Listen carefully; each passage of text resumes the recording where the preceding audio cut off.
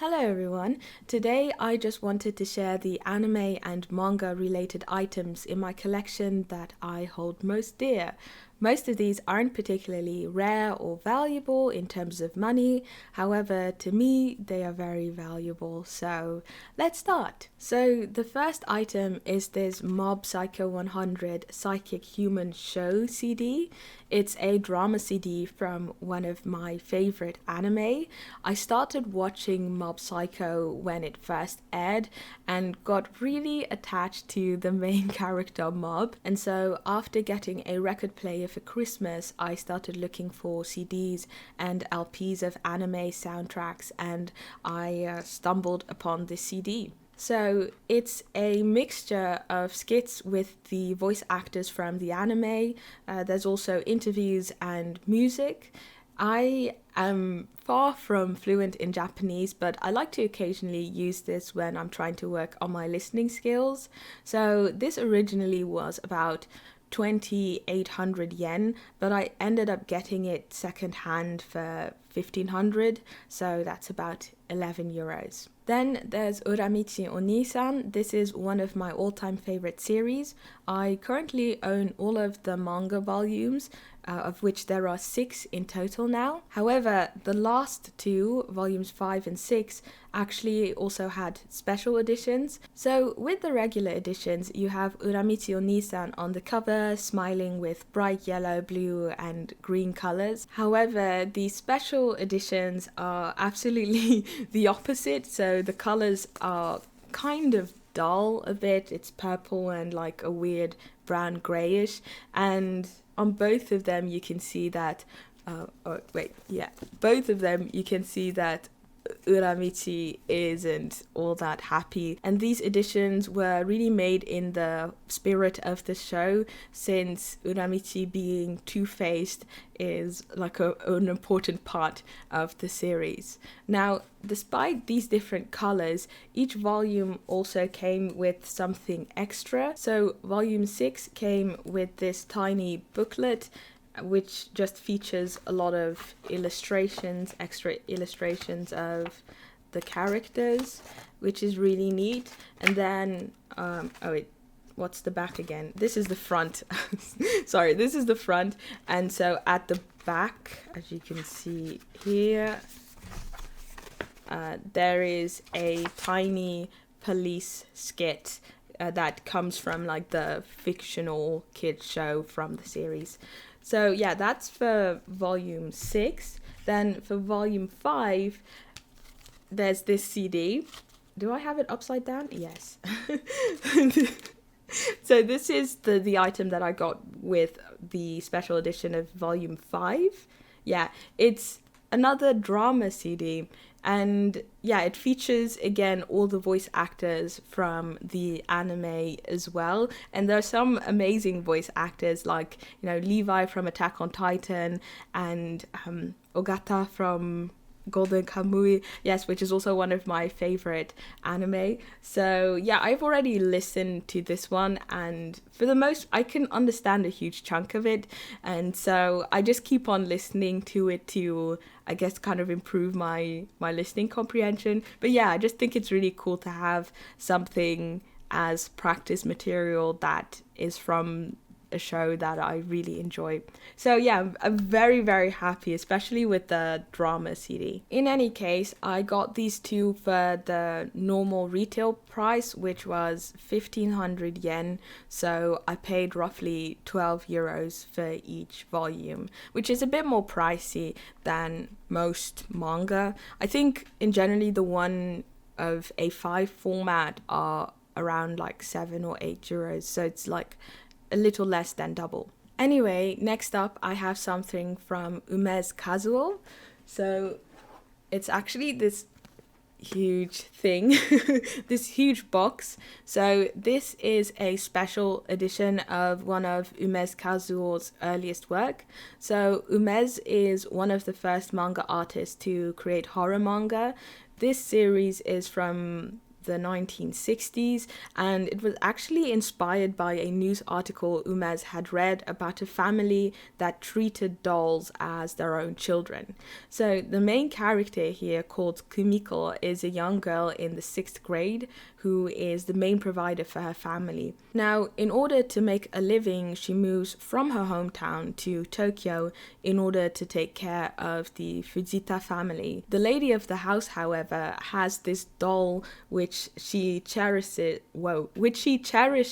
and treats as a child. And in the manga, just weird and bizarre things keep happening surrounding this doll. So I haven't finished reading it as of now, but it's really awesome to see such a refined piece of shoujo that's over 60 years ago. So in the 60s, shoujo manga was not really held in high regards at all and was often used as a practice space for young mangaka, after which they would move on to what they considered to be more serious pieces within shonen and seinen manga. Umezu made this when he was about 23 years old and just at the beginning of his career. He's 85 right now, and I think he's actually releasing some new manga in a couple of months, which is really, really exciting because I think it's been more than 1 or 2 decades since he has released any manga. Either way, being quite familiar with his work, I think it's really cool to see how his art style has changed over time. Granted, he has made mainly seinen and shonen manga, but he also continued to do some shoujo pieces on occasion, and still those are quite different from what you'll find in this manga here. And those are so different from his earlier pieces, but I think both styles are still very charming. So this manga is extremely old school shoujo and I love it. What's super neat about this as well is that at the start of most of the chapters, there's a recap of what happened to Kumiko, and she's always wearing like the latest fashion trends. I don't know if you can see it well. Trying not to hit my microphone. Yeah, something like this. So yeah, I don't know. I just think that that's really cool. Anyway, this is a special edition box. Originally, it was 7,000 yen or 6,930 yen, but I got it for, I believe, about 3,000 yen, which is 23 euros, which is pretty good, I think. It doesn't only include the original series. There's also this booklet called Kenkyu. Yes, Kenkyu, yes, so research. So it contains information about the development of the series. Lots and lots of colored pages. Yeah, and there's also this tanpenshu, so like short story collection booklet featuring Kumiko. And then finally, there's also this, I think it's, there are two actually. There are two, oh no, there are three. There are 3 postcards in here as well. And yeah, I think I'm just only going to use these as like mini posters on my wall, like those ones behind me. Then moving on, I have some merch from Asano Inio. So he is one of my favorite mangaka. I generally tend to gravitate towards very dark and depressing works of art. I mean, one of my favorite novels is No Longer Human by Dazai Osamu. So there's just something that I find in these types of pieces that really resonates with me. Either way, I really like Asano's work, and I think for me now the most exciting thing about learning Japanese is that I'm now able to access more works than I could do previously. Like right now, for instance, I am reading Asano's book called Mangaka Nyumon, Introduction to a Mangaka, which is a collection of some of his essays. Anyway, that isn't the thing that I wanted to show you. Firstly, I wanted to show you my set of Oyasumi Pumpun pins. I got these because I felt that the English edition of the series was a bit too pricey, so I decided to just buy the German edition, which actually came in this really cool box set. It's actually right next to me. I can show you. Hold on. Okay, here it is. It actually, unfortunately, got damaged a bit during, like when it was sent to me. So it's a bit cracked here, but it's such like a cute box set of manga. I feel like when it comes to, I don't know, like manga, the German industry and the Italian industry are so good in terms of box sets and like cool extra trinkets. So yeah, this is the entire box set, and so as like an extra goodie, I got these pins for free. So yeah, I'm still deciding on where I would like to pin them, but I think I might do just like my backpack or something like that. Then I also have this t-shirt from Asano's series Dead Dead Demons Destruction, which features the main character of the fictional manga within the series. So I read the first volume of Dead Demons about a year ago, and quite frankly, I was a bit thrown off by the absurdity of the story, so I opted to wait for its conclusion, and if I remember correctly, the next volume will be the last one, so that's very exciting, so I can finally have the chance to binge everything in one go. By the way, the t-shirt came together with the special edition of volume 6, and I got this again secondhand and paid about 11 euros for it. Then moving on, I have the debut manga of uguisu sachiko called Yami-yo ni asobu na kodomo tachi. So the English title is, it says, "Dear children, don't play in the dark night." So yeah, it says volume 1, but unfortunately the magazine in which this was first published in went up in smoke shortly after this publication, and so the series ended prematurely. So this one in particular is special to me because, as you can see here, it is signed, oh shoot, it is actually signed by Uguisu herself, and she drew one of the main characters here. So yeah, I've spoken about Uguisu before. She's one of my favorite horror mangaka and mangaka in general. So I'm really happy. I'm really happy that I was able to get a hold of this, because this was literally the only signed manga of Uguisu that was left on Mandarake, so I was really lucky with that. Oh yes, and I ended up paying about 12 euros for it. Then moving on, we have something that isn't rare at all. It is the fan book of Golden Kamuy by Noda Satoru. So this is one of my favorite series. So when I found out that a fan book would be coming out, I pre-ordered it immediately. So this has a lot of interesting information in it, such as an interview with Noda, background information on the series, the characters themselves. There's also a tiny manga in here as well at some point. Let me see if I can find it here. Oh yeah, here it is. Ta-da!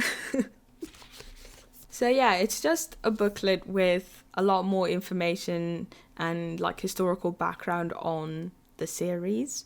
So yeah, like I said, it isn't anything rare at all. I ended up paying about €7 for it. So the rest of the stuff I have pertains to old school shoujo manga because I like old school shoujo manga. I like the styles, I like the history behind it, the stories. There's just so much that appeals to me. So the first thing I would like to show you is the first edition of Shiroi Heya no Futari by Yamagishi Ryoko, who is an absolute powerhouse within shoujo manga. Besides this one, she made a host of iconic and influential manga, which I hope to talk about in other videos in the future. So a rough translation of the title is the two or a couple in the white room.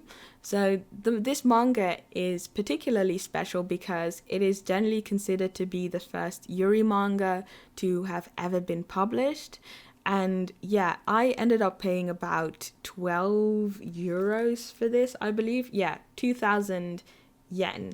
And the original retail price was 250 yen. So yeah, it really went up in value. Now, I said that Shiroi Heya no Futari was generally considered to be the first yuri because there's also another contender out there, and that is the far less popular manga called Secret Love, or Shiroto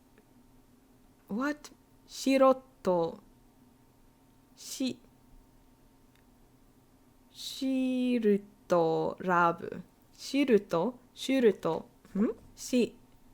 What? Oh, okay. Sorry. Sometimes like the typefacing is a bit weird, but it is Secreto Rabu. Yeah, Secret Love. So yeah, this one was actually published a year earlier, back in 1970. Yeah, and it was created by Yashiro Masako.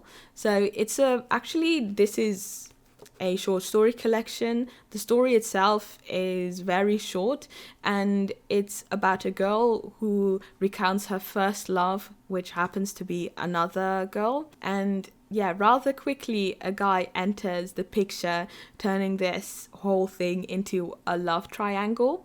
I ended up getting this for €2 or less, I believe. Yeah. Moving on, I have a couple of stuff from Mizuno Hideko. So yeah, let me just grab them here for a second.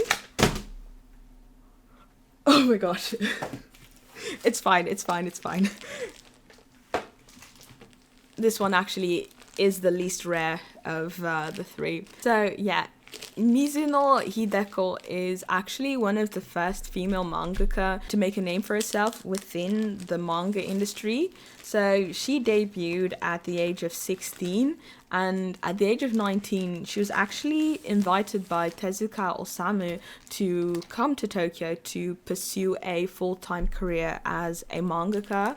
So a lot of her manga was heavily influenced by Western culture, particularly the rock and roll scene from the 60s and 70s.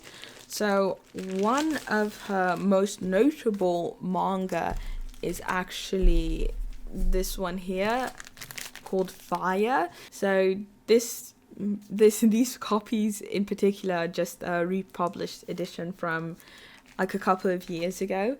So it centers this young boy named Aaron who wrongfully gets sent to a reformatory school. This all leads to a chain of events where he eventually ends up becoming a rock musician, living the life of sex, drugs, and rock and roll. So yeah, not something that you'd necessarily expect from a shoujo manga in the 60s.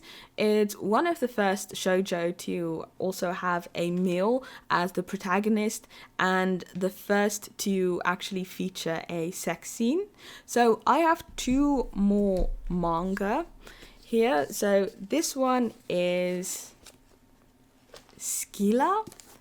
which I haven't completely read, but from my understanding, this is a retelling of a story from Greek mythology, and it features dragons and has a very strong rock and roll vibe, as you can see from the hair of the main character. Then the final one I have is this one called Sandorion, so Cendrillon in English, I believe. So this is actually an adaptation of a 17th century adaptation of Cinderella. So the last two pieces, these two here, were actually signed by Mizuno. I can show you. Here is the first signature, and here is the second. And I believe in this one as well, it has a picture of her. Should be in the back. Oh, yeah. There are not that many pictures of her online. Yep. So yeah, pretty neat. I'm very happy with all of these. I ended up paying, I think, 20 euros for each of the two, and then this one, Fire, I paid 650 yen, which is about like 5-ish euros, since, you know, it's not like a special edition or like the first edition. Yeah, very happy with them. Now, I also really wanted to show something from Watanabe Masako, who is like the queen of shoujo horror and mystery. I paid about 12 euros for this one, and it's the first edition of her horror one-shot manga called Byako no Ayakashi no Densetsu. Yeah, so within the mythology of various different Asian countries, there exists this fox creature. What a lot of them have in common is that these beings are able to turn into beautiful women and then seduce men. So they can be friendly, but they can very much so be very malevolent, such as the Korean gumiho, which is known to seduce men in order to eat their liver or their heart, depending on the story. Now, in this one shot, there are 3 stories that feature the Indian, Chinese, and Japanese version. Now, we have finally reached the last 2 items that I wanted to talk about, and of course, I can't talk about old school shoujo manga without mentioning Hagio moto.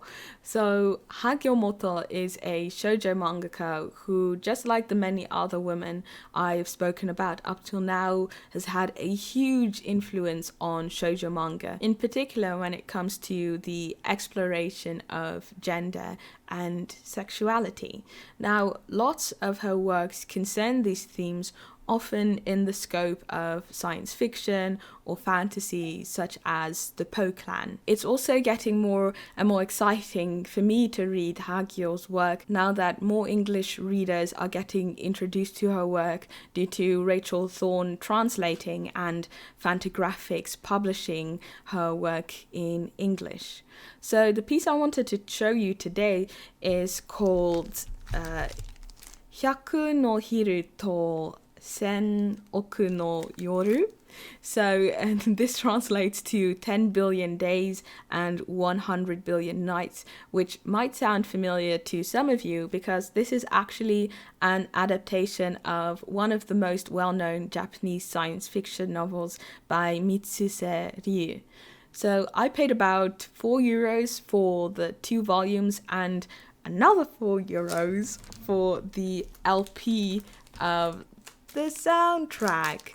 So looking at this, I don't think that this was actually part of a radio drama, but I think this entire album was actually just created to, I guess, emulate the feel of the stories.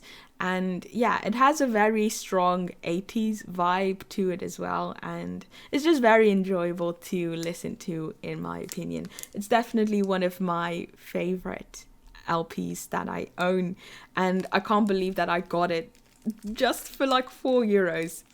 Wild.